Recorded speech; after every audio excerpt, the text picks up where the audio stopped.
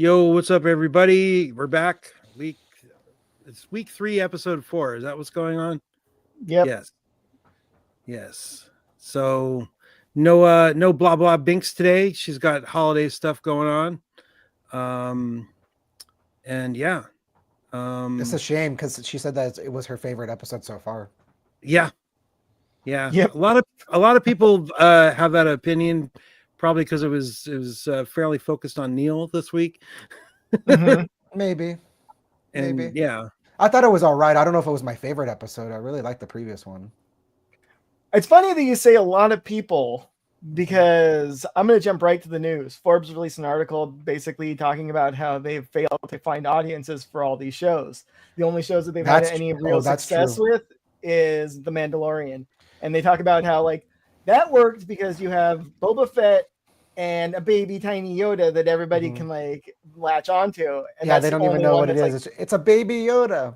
Yeah, so that was the reason why they were like, "Oh, this Lightning succeeded struck. with no original characters from the trilogy or the secondary trilogy." But then we eventually did get to that point where we're going to other canon characters getting involved.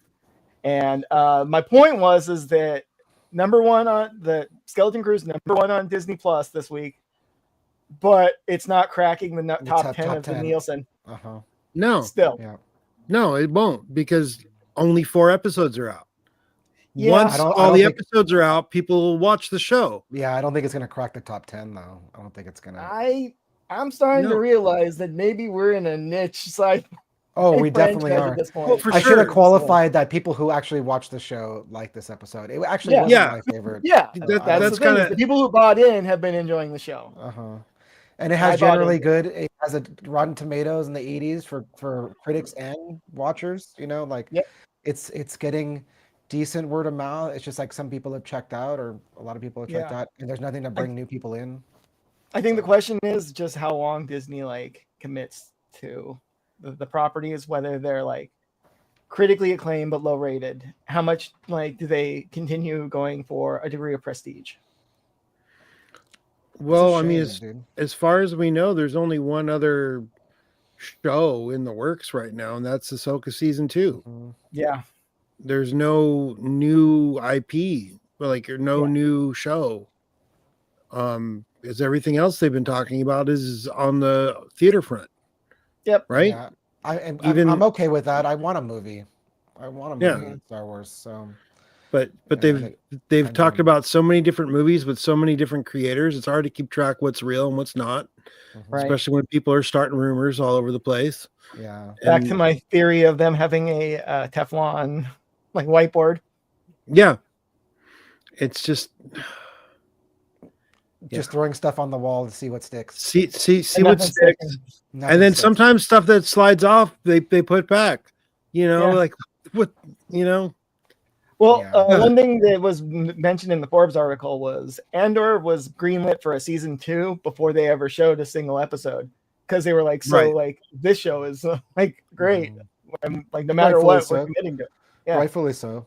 They need to finish that story, and it's the core storyline, connected to New Hope. So, man, I really hope they. Right. It's the only other. It's the only one of these projects that's not in this timeline. Well, I guess the Acolyte wasn't in this timeline either, or Kenobi, but it's the only one that's got a second season that's not in the, Mandoverse timeline or whatever you want to call it, Filoniverse. So I guess that was our Star Wars news for today. That Star Wars is dead. It's dying, and it's totally not written by one of those AI bots that's meant to garner controversy and get people talking about this article. Notice I didn't send you the link. Yeah. Some of those articles are very hey, how come I didn't get a Twitch notification for this live stream? Usually I do. I don't know. Did you get Twitch notification earlier when I was streaming? Okay. I just want to check we're live. I just want to see. We're doing it live. I was streaming some Battlefront earlier.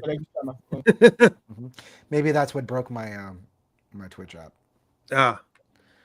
All right. So I don't have any other news really this week. it's the holidays, so I think everybody's gone from their desks. And yeah, like most of the schools around here are on their winter break, so it's quiet. I live really close to an elementary school, and it's nice and quiet this week. But yeah, so I guess let's get into the Yep. Oh yeah. Go ahead. Yeah. I was gonna try to say the name of the episode, but I forgot it already. It was something about no ad and can't say I remember no ad in.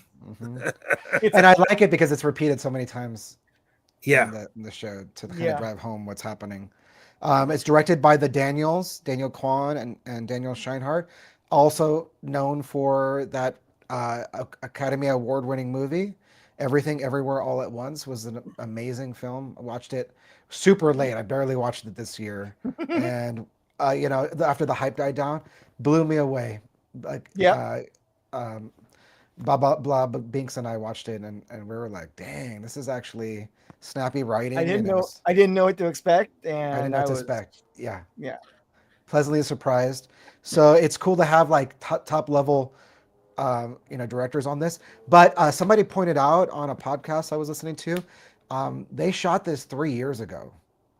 Yeah. They shot this episode 3 years ago, and it was probably one of the reshoot episodes too.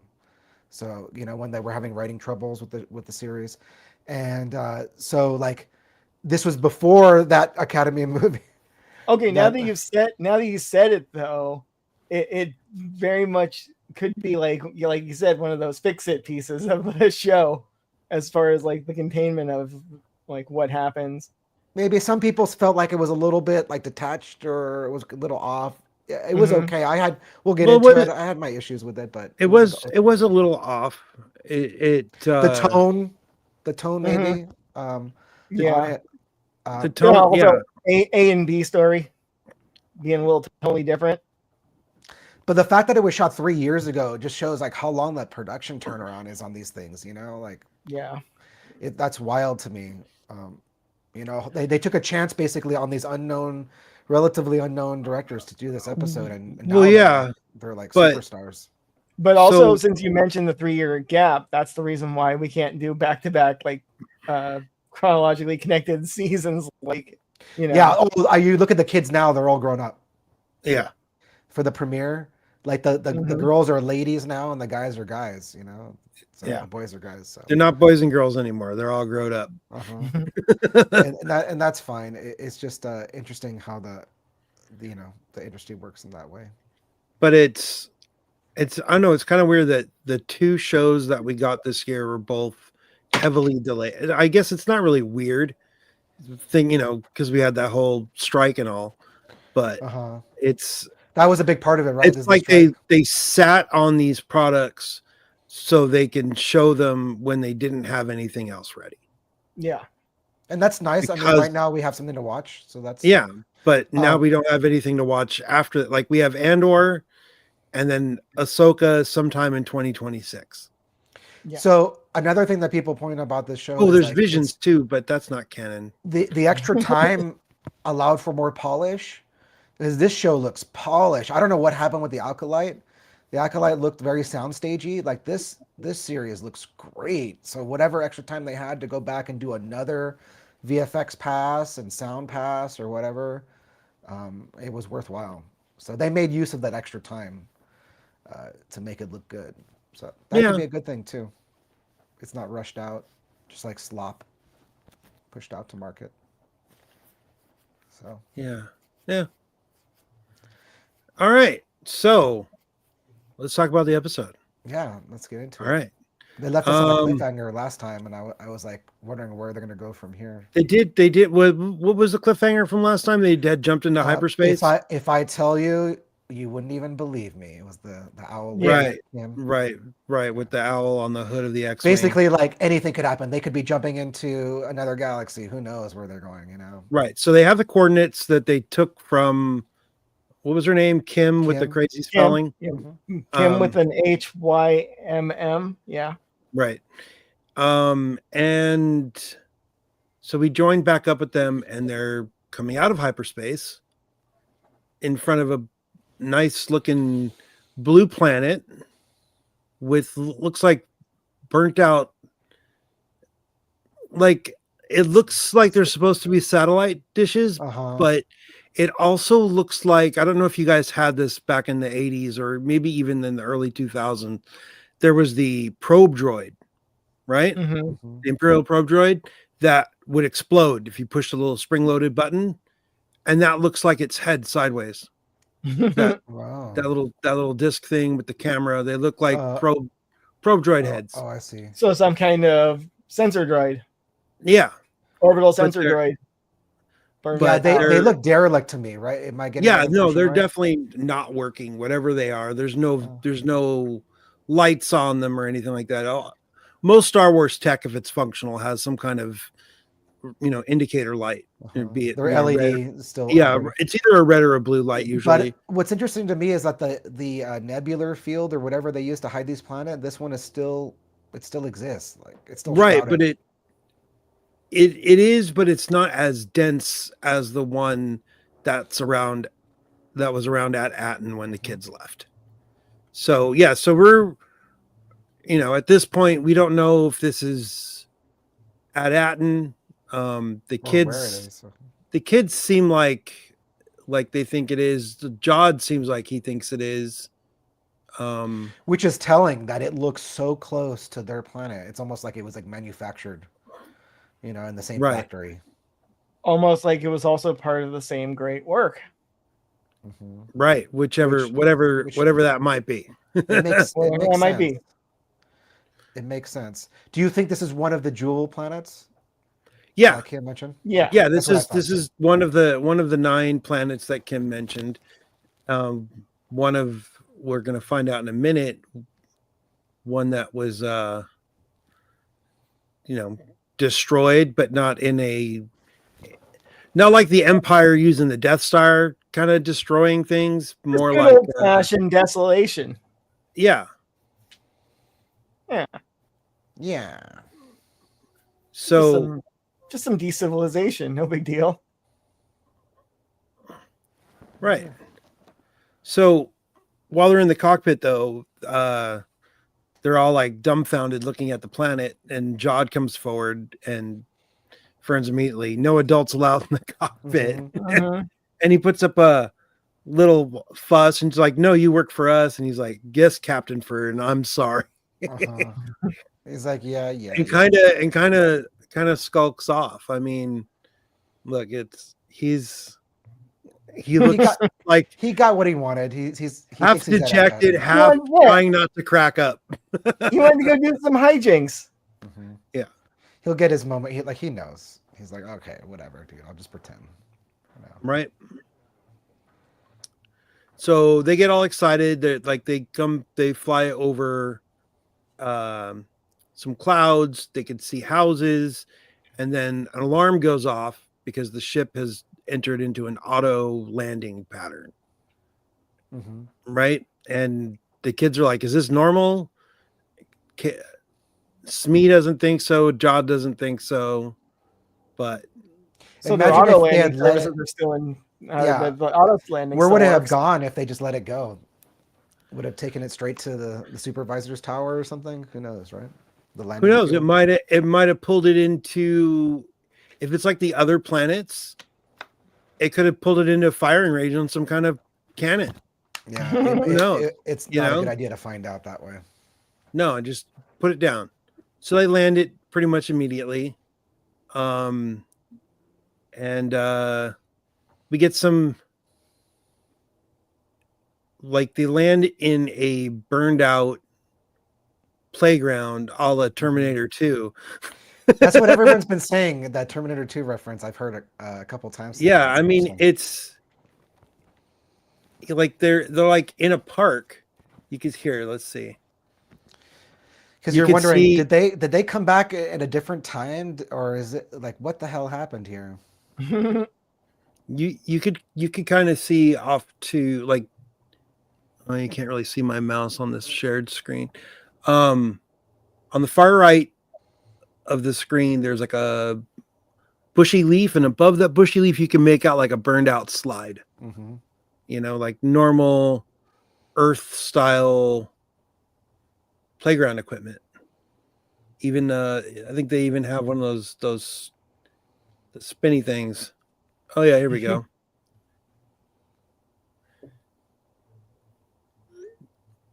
Wim just wants to play. I don't blame him. He's a kid after all, right? Yep. They're all in a little bit over their head. Yep. Way over their head. Yeah. So, but we've seen, okay, yeah. They hear an explosion and, oh, this is a nice shot of the playground. So you see there's the spinny thing, there's a slide, there's a little jungle gym, there's even like monkey bars. But yeah. So they hear some explosion in the distance and the kids want to go look. And Jod wants to go with them, and they tell him no, he's got to stay on the ship with Smee. And Smee goes into babysitter mode and starts calling Jod. Just come here, baby. Come on, baby. Get back on the ship. Which, yeah. Oh my God. That's just. That explosion was a nice touch, though. Way to introduce this planet. A far off, unexplained explosion. Yeah. So we never find out what that explosion is. No, I'm sure it's related to the war. Well, of course it's related to the war, but is it related to the two people that find the kids, or is it related to the squad of people that go by? Or is the kids doing something to that squad of people?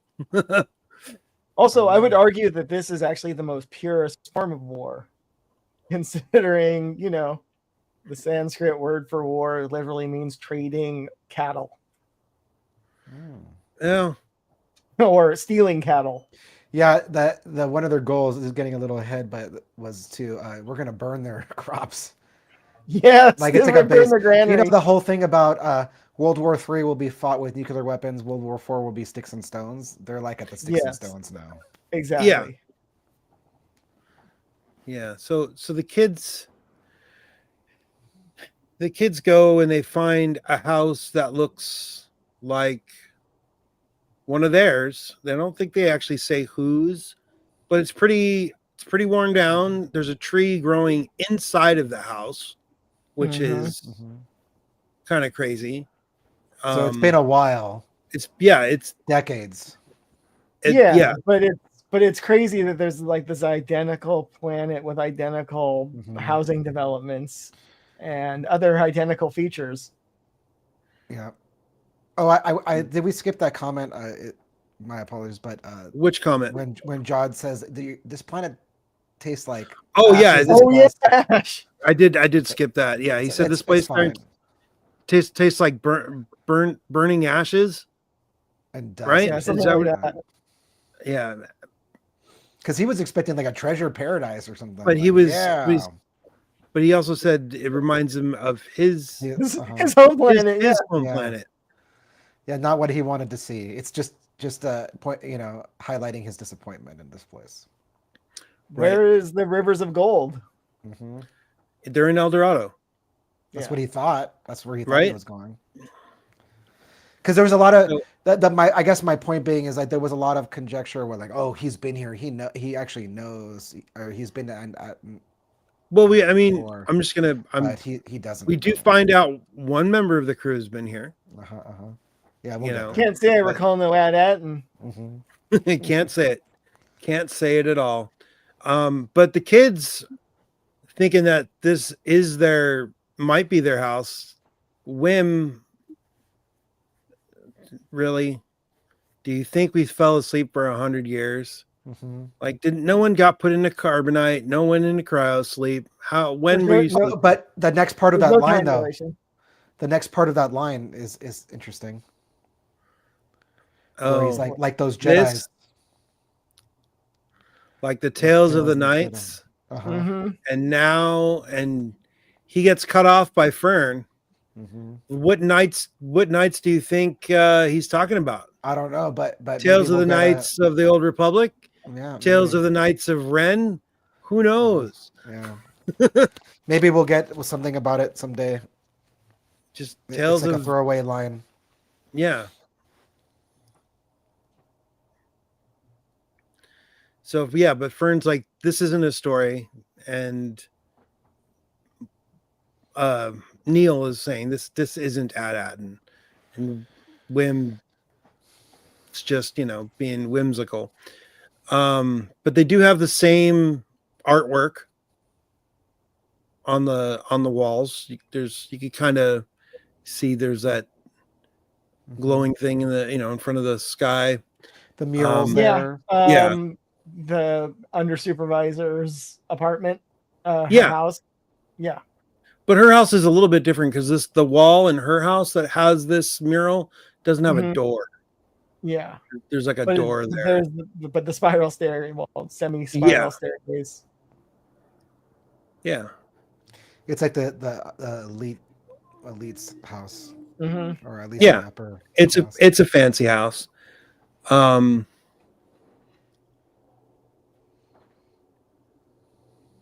Let's see.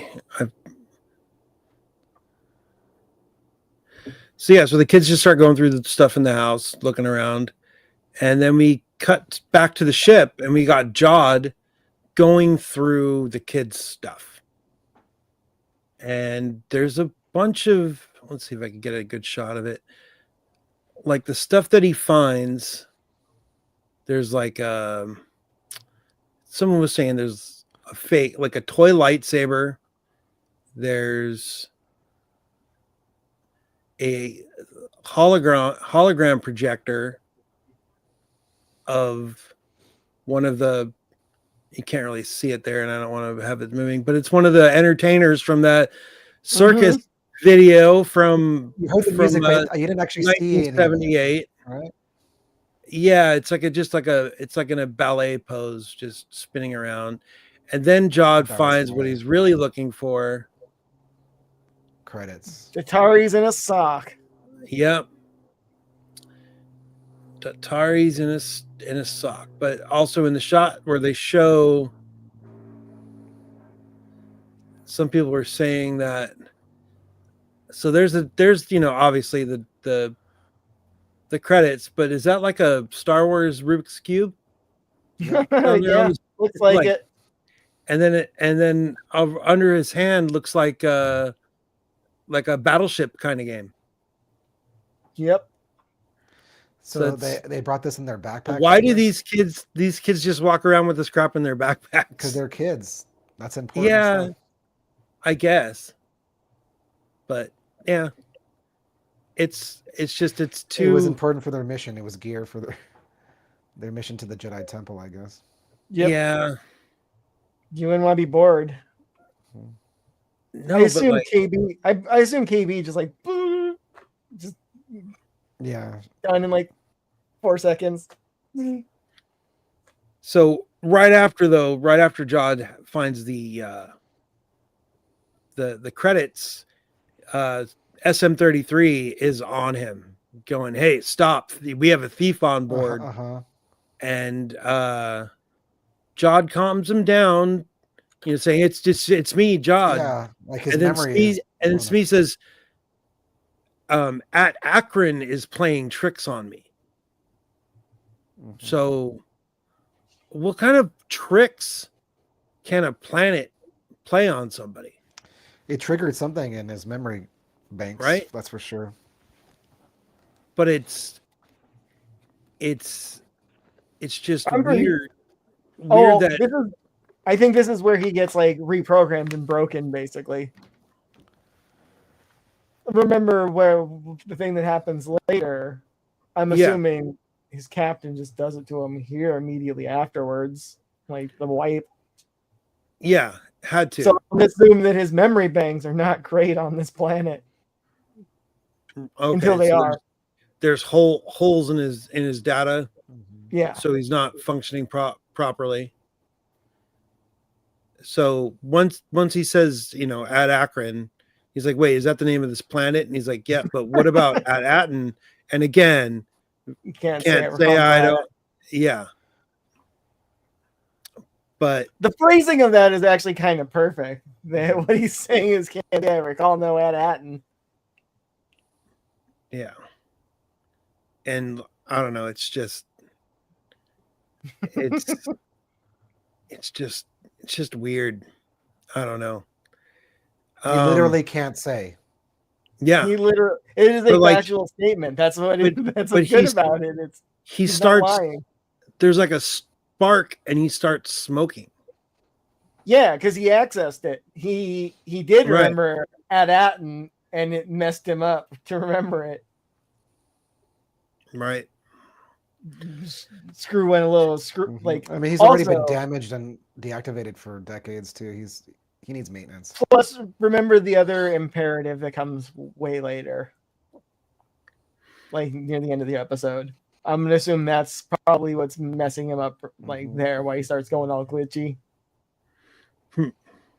Because he's gotten the thing that he's been told to do, but he also has the initial programming telling him, do not recall any Ad-Atten. Right. Yeah, he's got a booby trap in his head. Booty trap. Right. Booty trap. So yeah, so they then cut back to the kids, and they're walking through the neighborhood. Wim has a pole or a stick that he's swinging around, making his version of lightsaber sounds. And meantime, Neil is like, this smoke is clogging my trunk. Which, it's funny. It's kind of crazy that this stuff is like, it's just smoldering. Well, it's like this planet has a nuclear winter or fallout or something. Fallout's a different show. No, but it's a word. It's a word for material being thrown into the air. So it's probably not good to live there. No, it's or breathe it for extended periods. No, Zuckus might like it, but so the kids hear a noise, and they think somebody might be out there, and so they start calling out, and we get where is it? We get them. Oh yeah, they find. What'd they call this guy? King No Head. Mm-hmm. That's what Wim calls him. Wim calls him King No Head, and Fern's like, "You really think that they would call him that?" He's like, "They could." Come on. Who do you think this is, though? Great leader. Yeah, somebody who died a long time ago. Probably the first supervisor or the first. Now, whatever. It begs the question: do they have an analogous statue on Ad-Atten? Doesn't seem so, because they don't be there like, oh, this is like our statue that we have back on our planet. Maybe they ran a slightly different program, or maybe the original captain of their ship is the supervisor, and he just got rid of the statue before they were born. I don't know. I guess people would know. The others would know. There's all kinds of conspiracies or something. Or they'll show who it is eventually. It'll be a thing. It's Palpatine. Maybe for them there's a different like art display in the same location. Right. That's what I'm thinking. A statue of someone else or their supervisor. Their first great supervisor. But it might be in like a slightly different pose. So they don't think it's They leave it. Yeah, they don't. Specify. But I think at this point, though, the kids do realize that they're not on their planet. Yeah, they're not in Kansas anymore. Right. Or at Kansas. See, and that's one of the charms of this series is like they're building these mysteries up, and it wasn't even really built when they proposed this show or they were hyping this show. It wasn't even like. That wasn't even part of it. It's just organically happening in the writing, the mystery. Meanwhile, the Acolyte was supposed to be like a murder mystery show, and like didn't. And then the murder mystery was basically over by episode 3. Yeah, completely bungled it. Maybe that's the marketing's fault. 2. That is that is marketing. I think marketing is probably part of the problem. It's usually part of the problem with everything. Marketing decides when something comes out. Therefore, I mean, I can't tell you how many video games I worked on back in the day that got rushed out because we had to hit a deadline. Mm-hmm. How bad are the bugs? Oh, well, yeah, those are shippable. They're legacy bugs. They were in the previous version. It's fine this time. Okay, Ukes. Oh. Sorry, that's the old. I don't know how Ukes is now, but back in the day with the WWE games from THQ. It's like it works. It works with the legacy bugs. Send it. Yep. Good old legacy bugs. So while they're looking at that statue, somebody shoots at it. Mm-hmm. And they freak out. And except KB. Yeah, KB just like stares. KB's just she's probably analyzing. Yeah, she's analyzing where the shot came from. Yeah, this looks like somebody analyzing something to me. They should show her perspective, and I want it to be the Predator's infrared scans and the triangulation software. Oh man, I would hate life if everything was in that Predator mode. Oh god. If you don't know anything different, then it's not that bad. It's fine, yeah. If that's but she does. She flips that visor up. She doesn't always have it down. So but her eyes are also augmented too. Right. She sees it in like ultraviolet and then infrared when she flips down. Who knows? So if I was a kid, when I was a kid, because you know how you identify with the way these type of shows are set up, right? Or movies from the 80s. Like there's like the tough kid, the big mouth, the geek. I was always with like Data and the Goonies. That's what KB is. I always identify with that character, so I identify with KB. It's just okay. Well, speaking of tough kids, they get accosted by this kid, demanding to know what flag do you fly? And we're introduced to the first of the two warring factions of this planet. What are these people called? The Toik. The Toik. Yeah, but it's a French accent, so it's Toik. Oh yeah. Toik. That too. You know, Twi'leks have French accents in Star Wars too, which is kind of funny. Yeah, they do. It's pretty predominant in what is that senator's name? I don't know. The big chubby guy. The fat guy, yeah. I don't know. I don't think she's related to Hera. Hera's dad was no. Yeah, Hera's dad fights against that. But Hera has a French accent too. She just refuses to use it. Right. She has a French accent when she talks to her dad, but when she talks to everybody else, she sounds like Galactic Standard. Yeah. It's kind of like all the Empire has a British accent going on. Her accent's the no accent. Coruscanti accent, I think, is the British. Is it? I think so. Okay. That's where they. I wasn't expecting space foreign people though. Space foreigners. Yeah, no, some of them sounded like Eastern European almost. I was getting like, did they shoot this for a budget? They did the reshoots in like one of those like Eastern European countries. Did they shoot this in Bulgaria? Yes. Children of Dune, I'm looking at you.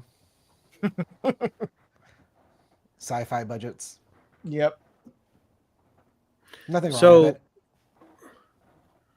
So since two kids accosted our group, the crew of kids, they ask, "Are you like kids trying to thwart the adults on the planet?" Like, yeah. Are you fighting the adults to rule the planet? Something like that. Is this a Lord of the Flies scenario or more Peter Pan? Right, exactly. Which is There was a lot of. What are you talking about? Yeah, there's a lot of references to Peter Pan in some of the Star Wars videos I've watched today.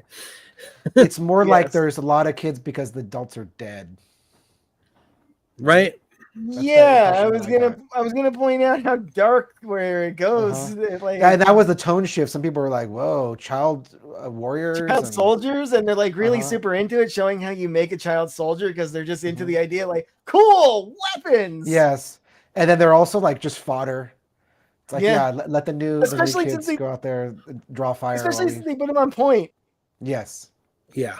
Yeah, you're not putting on point because you guys are like good. No. You're basically going to reveal the sniper's position so we can advance. Reveal the enemy position. That's your purpose. Exactly. Go out there and get shot at first. Dark. But like, so these are the Hattans marching by. The kids are hiding in this building in the back there. But they have some interesting gear, right? They have, it looks like leftover gear. Some of it, like the helmet that this guy in the middle is wearing looks like an AT-AT commander helmet, like General Veers' helmet. There's a couple Imperial infantry, not stormtrooper, but infantry helmets there. Like it's a mishmash of like borrowed. Look out, the Imperial Army's coming. Some people mentioned like, hey, did they just like use all like the wardrobe from all the previous movies and shows? Like just threw them out there and repaint them a little bit. Like, no, because there's other ones though. There's other like steel pots there that are like other nations. Like, is that a UN helmet on the right? Like, you know what I mean? It kind of looks like it, doesn't it? Yeah, like the old empty helmet. This is all borrowed and stolen gear, and then also an lots of Ithorians in this episode. No Rhodians, but lots of Ithorians. Yeah, is it the same basically genetic makeup on this planet as at Aten? That was what I was trying to. Well, they don't show chunk people.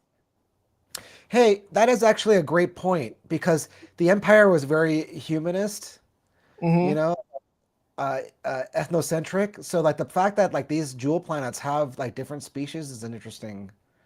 If it was but it seems like fairly limited though. Yeah, it's only been like the 4 species that they've shown basically. Maybe the ones that are the best like workers could do the best job for do the best math. Ithorians are good. They're business owners and stuff. Oh yeah, they are. Yeah, like that one that Fennec Shand has to take out. I did some bad things to Ithorians in Knights of the Old Republic. So we get this looks like a lot of people were saying or questioning if this was an AAT tank from the Clone Wars. I mean, it's hovering. It's kind of. It doesn't have the front cannon, but it's got the side deals, and it does have that hatch to go down inside of it. It just doesn't have the front long cannon. It's reminiscent of those, unless it's facing backwards. I don't know. But we also we get our first good look at the horned Eopies here too. Those are the ones that were stolen. Are they right? I guess they're they're coming back from having stolen them. Their raid, yeah. Okay. Yeah. I didn't pick up on that the first time. Although they do show them from behind as they walk by and you see the Eopies. I didn't realize they were stolen. Like those are the ones. So let's see. Yeah, they just kind of march through the same territory. They all look like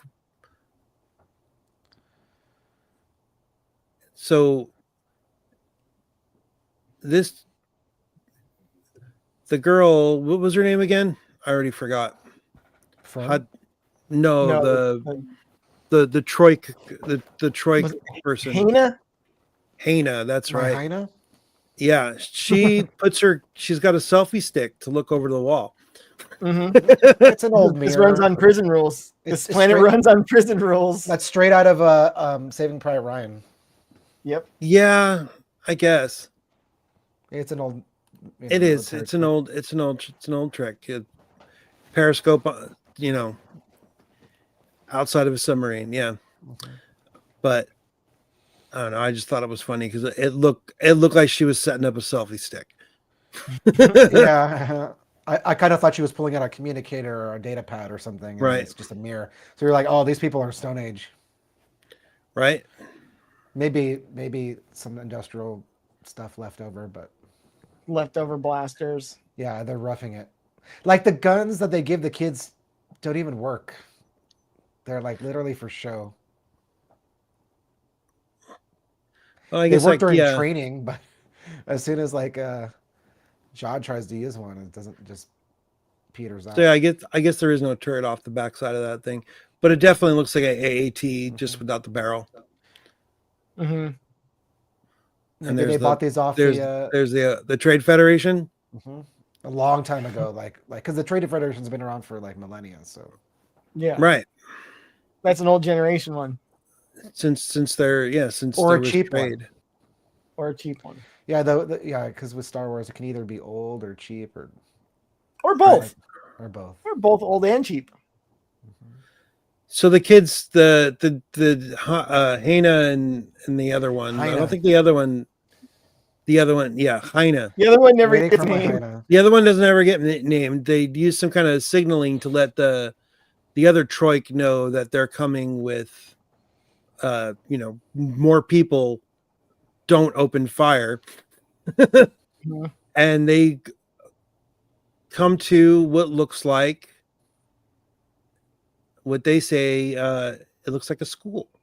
I'll get a shot of that in a second here. And it looks just like their school. Yeah. So I believe they showed this shot in one of the trailers. This whole planet is like a prefab. That's what it makes it seem like. Yeah, it's track housing. That's the great work. Track housing and right. Well, it's part of the great work. Exactly. It's the life support for the great work. So the kids come in and they enter the room where they took their tests that what was it, the placement test? I forget what they called it. And it's been converted into a staging area. There's like there's a sandbag wall in the back. There's just these people bunker. It's a bunker, exactly, but the ceiling's caved in.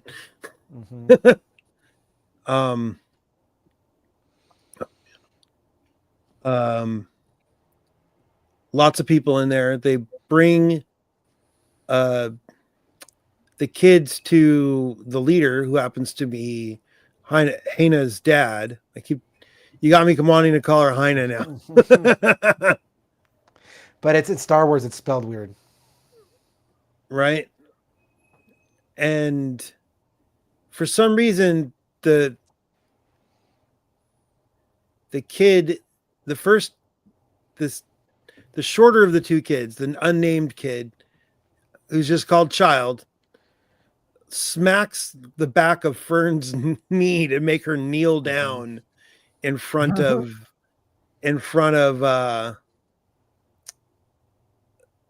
the leader. So the other three kids. Also, the general is played by Matthew Kasovitz, which was a nice touch. You need more confirmation that there's a bunch of space French people. There's your confirmation. What has he been in before? If I don't, Amelie. He's also a director who made what is the name of his movie? Is it? Sorry. How dare you? But yeah, he's a director and actor. You recognize him from another show? He was in Amelie. He was in La Haine. He made La Haine. It's a French movie. Didn't see that one. Did you recognize him from that movie? I was very hard to recognize him at first. I was like, is that Matthew Kasovitz? And I was like, yeah, it was. I have no idea who this person is. This is my person. It's my first and only exposure to him. That's what I'm asking, like Jimbo, would I recognize him from any of those? I don't think I've seen him. If you've seen Amelie, he's like the secondary lead. He's like the love interest of Amelie, which is that a TV show or a movie? No, it's a movie. And you've seen that movie? Yes, I have seen that movie. Okay. So that's where you recognize him from? Yes. All right. I'm surprised you haven't seen Amelie. It's a Jean Genet movie. No. Jean-Pierre Genet. Delicatessen. Maybe after the holidays. He made the worst alien movie. Oh, Insurrection. Yeah. Oh, he was director Resurrection. from that. Yes. I thought it was Joss Whedon. That he was the writer. It's a completely cursed production. Joss Whedon like redid the script and makes it a Joss Whedon thing. Not important right now. So his version was like the serious take on it. I think I've heard about this. No. I didn't know. No, he has a very offbeat sensibility. His directing. So I went from him to Joss Whedon, and then kind of something didn't get in the translation. Yeah, basically. Okay. But, all right. Yeah. You should have led with Insurrection. I would have. You would have known. I know that movie. I saw. But it's not. It's just semi-related. It's like that we got there by a tangent. Right. He's just a frequent collaborator with that director. Okay. So he asks the kids what they want, and they're like, we're trying to find our home. And when they ask him do you know about the planet Aten? Do you have any maps or star charts or anything like that? He has this comment here. Sadly, we do not concern ourselves with off-worlders. And then Heine says, what about the Fallen Sanctum?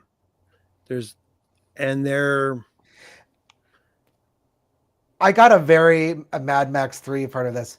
What about the far, far away land in the in the right? long before? That's what I expected her to like. That's what I was expecting her to say. In the far, long away times or something like that. It was like, oh god, they're like they're lost boys. So, what do they call him? Commander Strix or something like that? I thought they called him General Strix. General Strix, okay. Yeah. And he says that the kids need to do training, and then they'll decide if they're ready or brave enough to. Sorry, they will decide if they're ready to brave the Fallen Sanctum. So they have to train and go into battle or something. We're gonna need a montage. Yep. I like that because that's very 80s. So instead of immediately going to a montage, we go back to Jod and SM-33 on the ship, and they're great together. They are. It's comedy gold. It's pretty funny, and I kind of. Yeah, I'll save it. Jod's trying to get Smee to come off the ship. He's like, anything here remind you of Aten? And Smee is saying, yeah, it does. Because I've been here before. Warriors, no treasure. Yeah, I remember warriors like these. And he's like, what? And he's like, what do you mean warriors? Like, but Smee already sees the warriors in the distance, and Jod does not. And when the warriors finally get up on them, Jod puts his hands up. Says and the greatest line of the series. Yep. Yeah. So we get everybody has that frustration. So we get that. So we get this down, down blaster. Whose flag do you fly? And then I'm just trying to be careful about not showing video footage. Get a nice pause on the yeah, there we go. You know what? Just shoot me. Because it's like too frustrating to explain. Yeah. He's having a real rotten day. Yeah, and I don't even want to get into it. He got treated like a baby by a robot that could kick his ass. And yeah, it's just it's pretty funny. But what was a cool, in my opinion, scene change is he kneels down and they cut straight to blaster fire. I stopped it right after it, but this gun was shooting off. But as you can tell in the background there, that is not one of those guys, nor are they outside. It's actually Fern doing target practice, very poorly. Yeah, she is missing. She is missing a lot. Yeah, she got like 1 in 5 or something. Like, yeah, 1 in 5, roughly. That's not good. But then she's good enough for the Stormtrooper Corps. If she wants to be a captain, though, she needs to step up her shooting. Right. So the kids are all excited because they're allowed to use guns inside this building, except for Neil. Neil's like, and he puts the rifle down, and he's like, this isn't really my jam. And he starts talking to Ana. It's kind of amazing, though, that we're like, what is it, like 1/3 through the episode, and we finally get to the actual like emotional beat, or like what the real thrust of this episode is. Neil's conscientious objector status. Yeah. And the fact that like even as a conscientious objector, he still like grows in bravery. Yeah. But that's probably because, all right, this I'm gonna let play out just for a second. Strike. This is Ana. Come, I'll show you something bigger. And she straight grabs him by the nose. Yeah. I missed and that. leads him away. Grabs him by his trunk. Yeah. But yeah, people were saying they like this episode, especially because you're getting more character development. You're getting more insight into their characters. Neil and Fern especially. So I have to agree with that. And then a little bit of like world build too, with the kids fighting in the background, basically over scraps. Right.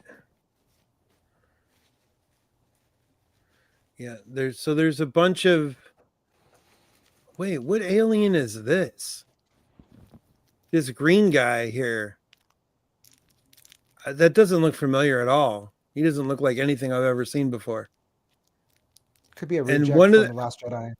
And one of the aliens an alien race that we don't see on this planet is Neil's race. Yeah, that's true. Maybe he was the only family on who knows? They're just exceptional. But we do see there's a Rodian walking by right by where the question mark live. Yep. Good.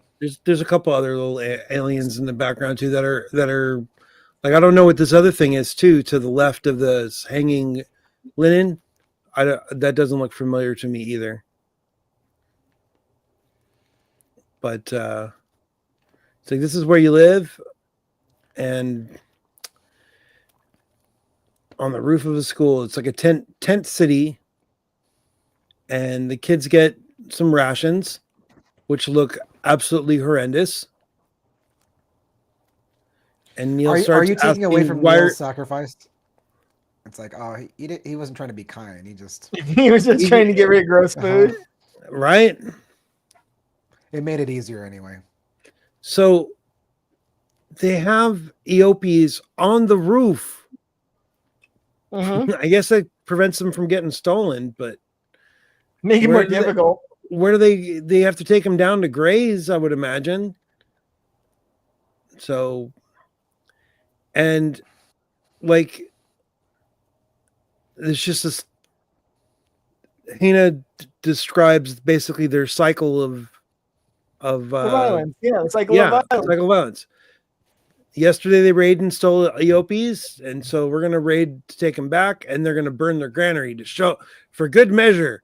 They're gonna burn their granary. I mean, so Neil's like, why don't you just apologize and end it? Like, yeah. And because we're not weak. Yeah. But Neil does give. He goes and gives his portion of food to, or at least he tries to.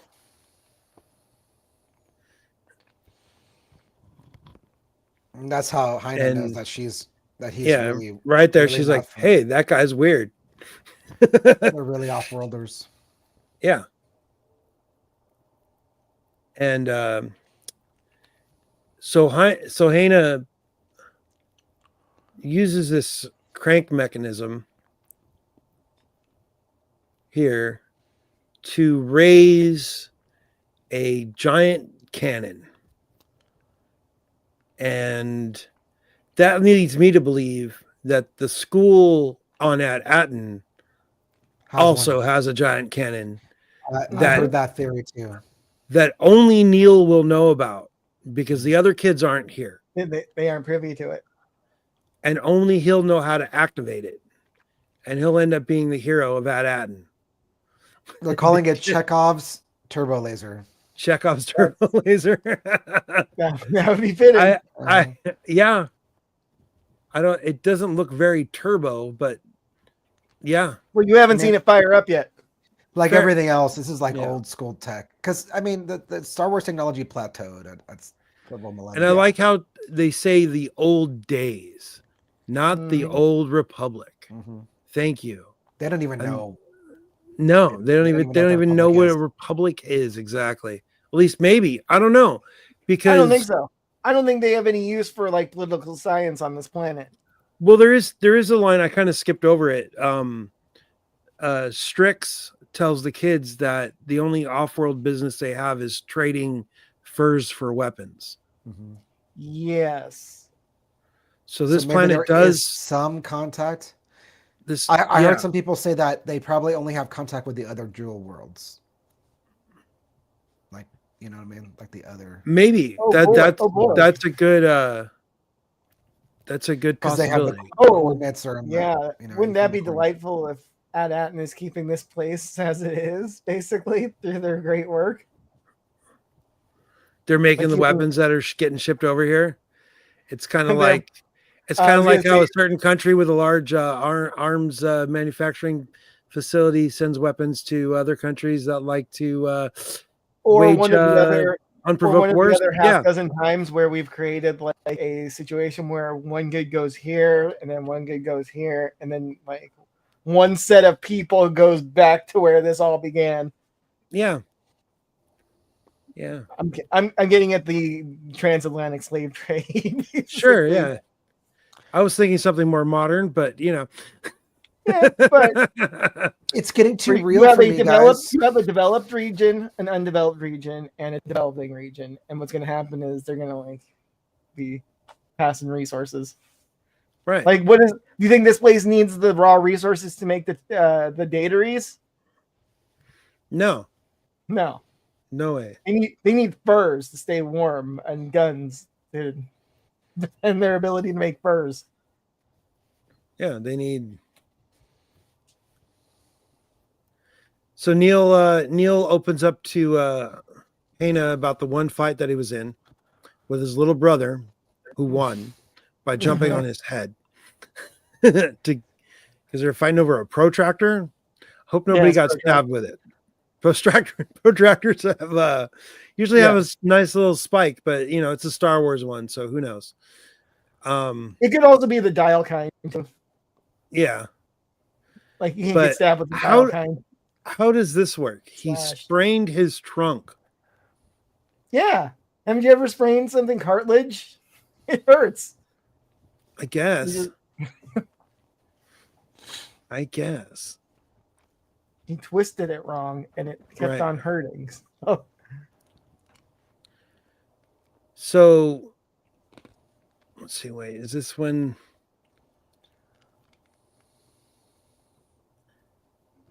Oh yeah, not yet. So they cut back to inside and the kids are still shooting at stuff. But KB is an incredible shot. 4 shots, 4 cans, done. She's cheating. And she gets probably her first high five ever. That was funny. But she's cheating. She's got the reticle in there and the compensation. Oh yeah, she's. You know, it's like having the laser dot, but inside her visual. Yeah, it's like smart ammo in Titanfall 1. Yeah, it's just lock, boom, boom, boom. But the way high five was a nice touch, though. I mean, she's just waiting. She like doesn't know, and then and Wim just goes ahead and smacks her hand, and she gets this big goofy grin. It made me laugh because my 2.5-year-old nephew just learned it too, and he has the exact same reaction when I gave him a high five. It's like, wow, this is amazing. Yeah. So Wim, in his gotta play with all the toys mode, gets it almost looks like an E-Web cannon, but maybe a Gatling cannon, and just kind of props it up. It's got to show off, but he ends up just flat on his back, overcharging that gun. Yeah, he overcharges the gun. Shot goes flying, ends up at the feet of Strix there, and it's like, now you're going to prove our potential. Those kids are going to lead them into battle. Yeah. So I had a hard time believing, like, why are they like suffering through these kids? And it's like, oh, because they're just fodder. No, man, it's like TIE fighter training. The ones who are good live, and the ones who are bad do not. Yeah. You don't get reassigned. You're just done. Like with life. Yeah. But I mean, if they're leading them into battle, they're not very far ahead of the rest of the group. They are just right there. They're in the front. They're going to get hit first. I think they do this for framing. Because like that is like a killing field right there. Like one mortar and everyone's done. Yeah, one hand grenade. Yeah. Like one thermal detonator. Bye-bye 2 platoons. Yeah. 3 platoons. 3 platoons. There's what? 3, 6, 9. Yeah, there's like 12 people in this shot, right? There's an Athorian in the back. They are a meat shield at this point. Yeah, meat sacks. So when the fighting begins, throw your weapons down and fall for it. So they get, I guess they noticed motion. They hide. The kids get sent out by themselves this time. Right? Yeah, now that they're closer to the perimeter. I mean, they do have a little bit of backup. I mean, you can see the three of the human kids in the front. You could kind of make out Neil there in the middle in the back with his hand just below KB's hand, and lined up kind of with Wim's jacket. But there are the 3 actual soldiers with them. I mean, as far as we know, they're cover you from over here. It might just be farmers, but yeah, who knows? And we get the opposing force pops up, and instead of it being a battle, oh yeah, the daughter wants to go with them. And she calls herself a friend to Neil, and he's like, yeah, what? Yeah, her dad was like, no, it's suicide. Oh. Right. Okay, I guess you can go. Lots of exposition by Neil about being scared and fighting in a raid and not wanting to hurt people, wanting to make peace, all kinds of blithering, I don't even know what the right word is. And the kids get ready to fight, and out of the smoke, out of the haze, we get Jod with his hands up again, right? And we find out that Jod has purchased the Eopes from the Hattans and tells them that, like, those guys aren't so bad. Yeah. It's like they're quite reasonable, basically. They just want to make a deal. Exactly.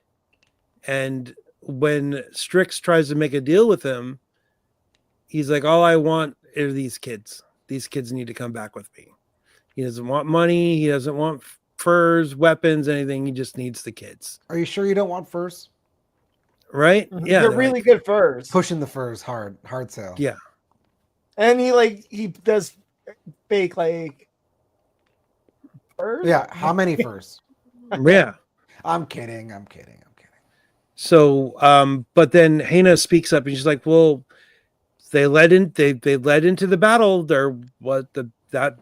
The battle's over, which no battle ever actually occurred. But Hannah gets permission from Strix to they held up their part of the bargain. Show them where was it again? The Lost Temple? I already forgot what they called this place. The long ago. The long ago, yeah. The old days. In the far away.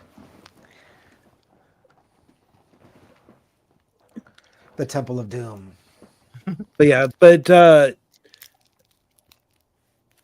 Wim does know that Jod stole his credits. Yeah. It's like to buy your freedom. Yeah. But he did steal it before he knew they were captured. So we get another one of these. Can't say I remember. Yeah. And Neil tries to get Hannah to come with them. She's like, no, this is as far as I go. He's like, yeah, but you could come to Adat and it's peaceful. And she's like, maybe someday when she's the leader of the Troik, she could end the war and come see him on Adat. She has a lot of people to unalive. And then gives him a little smooch on the cheek and walks away. But she has the hopeful statement that someday I hope my people remember how to be as weak as you. Yeah. Yeah. But they don't explain because there's only 7, because we know there's 9 planets. So I don't know if this circle that's on all of their gear has anything to do with the jewels or not. What about the implied one in the middle? Oh, you did count that. That is 7, yeah. Yeah. So yeah. Who knows exactly. But I definitely had that moment, when we get to this next part, where I was like, oh, I see what they're doing here. They're gonna do on the whole treasure trail thing. Right. Where it's we have Clue for one. We have all the other ones. Don't pay attention to any of all the other coordinates. That won't be important later. I hope KB's recording all those. She did. Coordinates. She obviously I'm sure. Everybody looking at it. Oh, click. Yeah, I mean, look at the way she's leaning. That's someone with a camera. You should know that pose, Dan. That's someone with a camera. Yeah. So Wim discovers that there are coordinates and they're just covered up. And they're like, well, who would hide all this stuff? And we find out it's all been hidden by SM-33 when he was here last time. And he's just yeah, I did that. Yeah. Just out of nowhere. Yeah, if they're not there because I removed them. Or my captain had me remove them. Yeah. Perfectly. When I was here before with my old captain. So now we have to know who his old captain is. And oh God, what's that guy's name? If it's not Simon Pegg, I'm gonna be very disappointed. No, it's not. It's Nick Frost. Well, no. Nick Frost is SM-33. If his previous captain, if his previous captain is Simon Pegg, Simon Pegg, that would Simon Pegg has already played a character before, though. But he's in the sequel trilogy in heavy prosthetic makeup. Hey, do you think we're gonna get a flashback episode? If we're gonna get one, it will have to be the next one now, as soon as possible. But we should get 2 flashback episodes. Yeah, that makes for a good season. Wim Acolyte. Sorry, Fern has a little freak out about not knowing what to do. Wim tries to boost her confidence by telling her she's awesome. And she gets a little choice of the captain. She gets a little peeved at him saying, "I'm not a droid. I can't You can't just tell me I'm perfect and I'll come up with a solution. And then she comes up with a solution, and she does the same trick on Smee that she does on her nanny droid, overriding its memory, like system override deal, and has Smee remember what he can about Atten, and damn near kills him. Because you remember the secondary clause of remembering about Atten was my captain also said anybody who like asks about Atten, rip them apart. Right. Just rip them apart, no biggie. So Jod's like, Wim, give me the blaster. He gets really scary too. Like for young children, to be kind of his voice gets deeper. He does the thing from too. Limb from and he gets the taller part too. Yeah, as tall as he can possibly get. It reminds me of Back to the Future 2. You know, the old man told me if any a wild-haired old man or a young kid ever asks about this almanac. Right. So, but turns out Neil's conscientious objector status does not carry as far as droids, does it? Mm-hmm. What do you mean? Because he stands up to him. Because when they were about to get like crushed by Smee, he throws the rock or whatever at the back of Smee, and then like just stands his ground. Mm-hmm. He doesn't cow or run away. So they're kind of making the point though that where they try to portray him as like not being brave later in the show, he absolutely steps up to the moment. Yeah. When he has to protect his friends, it's no problem. Yeah. So he throws a rock at Smee, and Smee goes charging after him. And Jod slaps the off switch. Just he hits the switch. Then gives him a very handy piece of advice. Always go for the off switch. Mm-hmm. Yep. It's more, effective than a blaster, I guess. But SM-33 ends up on top of Neil. Neil's freaking out, and then just that. He's out cold. He just faints. It's like, and they he fainted. Are you okay? Yeah, no, he's dead. That's it for Neil. He had a heart. He didn't faint. He had a heart attack. No more Neil. Sorry, everybody. That was Neil's finale. Mm-hmm. If you like the actor, hope you like this character go watch Dear Santa. Hey, it was a full character arc. Yeah. He got the kiss from the girl and everything. Mm-hmm. Yep. Kiss of death. But yeah, it's in memoriam Neil at the very end. Mm-hmm. But then they couldn't give like years to years, because then they would give out like when the era of the show is specifically. Right. So that's it though. I mean, I actually 39-minute episode with credits. So last week's was 40. So it was about the same length as last week, even though it felt short. With the preview, mm-hmm. the scene with his eyes closed is at 32:29. Mm-hmm. And that's with the previously on segment mm-hmm. is about a minute. Yeah, like last week was 40, about the same, maybe a little longer depending on how much credits. So, yeah, they're around half. Oh, somebody chatted. Oh yeah, it was a question about if this behind me is my own virtual background, but no, it is it is my loot. That is my giant loot pile that I've been neglecting for quite a long time now. It's the secret vault on level 66 of Coruscant. Yeah. Mm-hmm. They have top men going through it now. Top men. Yep. Yeah. But So yeah, so like I said, if we're gonna get a flashback, I think it'll be next week, maybe with SM-33's data Captain? banks getting gone through. I don't know, because what better way to have a flashback than to play back someone's data, right? Yeah, maybe KB can figure it out.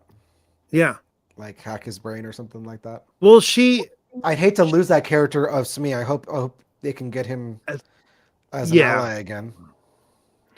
I'm sure it's just some reprogramming needed. Just flip him back on, and he already forgot. Can't say that. Right? Say I recall no edit. Exactly. Don't ask him about it anymore.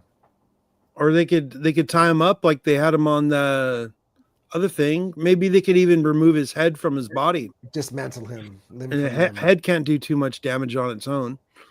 Yeah. So I don't know. It was a little sappy this episode. I forgive it. I've seen so many war movies and documentaries that it is a little cheesy, but I mean it's a Star Wars children's show, and the good outweighs the bad by far. Yeah, I also thought it was like pretty solid tonally episode. Like you said, there was a bit of unevenness between it wasn't even like an A and a B story even, because it kind of like does the A stories like Neil and Jod's barely even in it. Like right. I thought there was going to be a battle and all kinds of stuff happened. Not that it. Yeah, he does like the opposite of the Fury Road scene, where he's like, "If I'm not back, just leave." So it's the off screen where instead of killing everything, he handled it diplomatically. Mm-hmm. He had his charisma up at. But did he use the credits, or did he kill all those people? Did he get in close enough with the credits and just kill all the people? Or maybe Smee did. Bring him into like a false sense of, oh, this guy's no threat, and then all of a sudden he's a big threat. The way you mentioned that, it brings up Bethesda games to me. It's like, I'm gonna be the good boy and get the reward, and then after I get the reward, I'm just gonna shoot you. Yeah. Thanks for the reward. Now I'm gonna take the other reward too. Yeah, exactly. Yeah, he's still kind of sketchy for sure. Yeah, but Neil giving him a hug was pretty funny. Yeah, when he rescues him, I thought that would have been an awe moment. So if in a theater, yeah, I imagine if we had gotten all 4 of these episodes in the theater, that would have been crazy. They should have them all in the theater. We would have had to sign an NDA. All these shows should be in the theater. Yeah. I don't know. I feel like a lot of these Disney Plus shows could have been a 2.5 hour movie. The episode lengths are so short that they could have been all stitched together. And when the total runtime ends up just under 3 hours for the entire series, you should have just done a hard edit on that. Well, how many more episodes do we got left? 4. So this is the mid-season break. This is it. This is. Oh, that's a good point. Are they going to pause during? No, it's still scheduled to come out on Christmas Eve. Yeah, they want people gathered around the house watching Disney products. Yeah, watch your Disney products. If they were smart, they would have had the whole series out. They should have been releasing 2 episodes at a time. Yeah, but they're also having to deal with the economics of it. They got to keep you strung along for 2 billing. Yeah, they're trying to sell a service. Exactly. If they could show it all in one billing period, people would just sign up. But at the end of it, make the whole thing in one go. That's what I think people are doing anyway. I do think that's what people are doing also, to a degree. I know several people that as soon as all of the show drops on whatever streaming platform they want to watch, they get 1 month, they watch all their stuff, and then they cancel. And they'll come back again in a couple months. But there's no reason to stick around. Like for me, I watch Star Wars and Marvel on Disney Plus. Well, we're gonna get that the Marvel The What If is coming out soon. but all the episodes are going to be dropping every day instead of all at once. It's going to be one at a time up till New Year's Eve, I think. I forget exactly what day it starts. I'd have to look it up. But like after Skeleton Crew ends, I have no reason to have a Disney Plus subscription until Andor starts. Like, do I want to pay for? Do we have 2 a months? date for Andor? I think they announced one. Let's see here. I'm keeping Disney Plus because my nephew watches Disney's content on there, so it makes it worthwhile. And I'm the kind of person that if I'm doing something, just having an old movie in the background, like helps me. It's a calming effect. Can put on. Later confirmed to be released on April 22nd, 2025. Okay. Yep. April. Andor's next, huh? Wow, that's a big one. It is. It is. High expectations, you know. Jeez. Right. God. Can you? Yeah, especially given the current real world political situation, making a show about fascism. Mm-hmm. I wonder how season 2 is going to go. It's going to be dark as F. Probably. Like we need a reshoot to make this a little darker now. Yeah, can we add some jokes? Make it a little more funny. Okay, so maybe I'll have to jump back in Disney Plus the beginning of March because Daredevil Born Again starts March 4th. Yeah. But outside of that, there's like a Spider-Man cartoon starting on January 29th. Spider-Man? Spider-Man. Yep. Your friendly neighborhood Spider-Man, January 29th. But yeah, I don't know. I don't really see a whole lot of stuff coming on Disney Plus that makes me want to pay what they're charging now. But isn't there an ad version of it? Are you willing to get that? Spoiler: their ads don't always work. It just crashes the app, huh? No, like they just don't play sometimes on the PC, like watching on PC. Do you have an ad blocker? No. I would never. I don't know such things. Yeah, well, I can't recall no ad blocker. Kent says I know no ad blocker. Ad blocker. Yeah. But yeah, there's ways around the commercials. You know, I never thought about that. I might look into it. But I'm yeah, just saying certain ones work fine. Lawyers are coming after you now for saying that. Oh god. Yeah. Hey, if you run an ad blocker, we'll advertise it. Let us know. Our most loyal viewer is the Disney lawyer bot. Right? That's funny. But yeah, so next week, are we streaming on Thursday instead of Wednesday? Because Wednesday is Christmas. Oh yeah, we'll have to we'll talk about it. All right. We'll talk about it. The Christmas special. We could do it. We could. What if we watch the Christmas special? I like Kel's comment. Unimaginable riches. That's cool. Yeah, that's my loot. I gotta go through. I need a dedicated camera person. I can't do it solo. I give up. It's called a ring light stand. Yeah. You just point it down at the table. Yeah. It's more complicated than that in my mind. In your mind. But anyway, yeah. You know, and I'm the one who has to do it. So yeah, it's too much. It's too much to look at my toys. Yeah. It is. Toys, yeah.